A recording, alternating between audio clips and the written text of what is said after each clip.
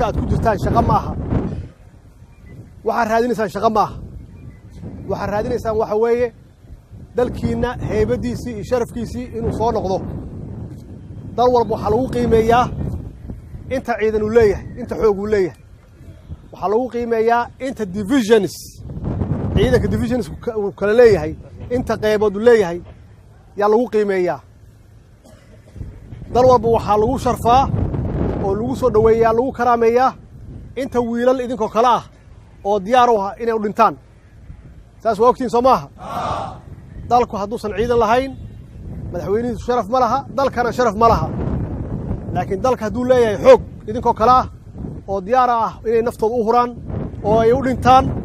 dalkaasi waa karaamaysan yahay magac buu adduunku leeyahay qiimo gaaruu leeyahay idinkaa la rabaa marka inaad soo celisaan sharafkaas iyo qiimaha Soomaaliya ee hore u lahayd inaad idinka soo celisaan waxaad lahaan doontaan dhalinyarada kulligiin wada tihiin rag badan oo halkan ka mid ah inay hoggaanka ciidanka qabtaan taliyaasha qaybaha ee kala duwan yaa halkan fadhiya oo idinku jira ilaahay idinka dhigo kuwii u shaqeeya dalkooda ilaahay idinka dhigo kuwii dalkooda naftooda ugu hibeeya ilaahay idinka dhigo hoggaankii